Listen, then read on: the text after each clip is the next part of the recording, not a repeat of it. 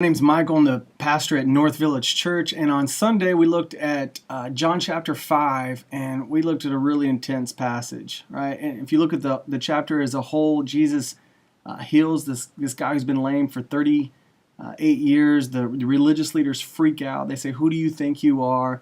And Jesus' response is basically, he's like, "I'm God." And so over and over and over in John chapter 5, Jesus is making radical claims to be God, to be one with the Father, and he even clarifies that the people he's talking to, that you're not going to understand this because you're spiritually blind, that we're born into darkness, we're born separated from God, and the only way we could ever understand what Jesus is talking about is if we experience new birth, right? If we experience new life through faith in the life, death, and resurrection of Jesus. And this is so important to Jesus that he even clarifies that at some point that Jesus will come to execute judgment.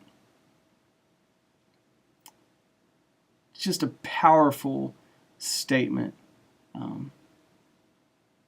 that I know makes our culture here in Austin really uncomfortable. Like, we like to think of God as loving and gracious and for the poor and the widow and the orphan, and we don't really like to think of him as being one who brings judgment. But read the passage on your own. Like, I can't convince you or persuade you. Like, you have to open up the scriptures, look at John chapter 5 and verses 19 to 31 and wrestle with the words that Jesus is saying.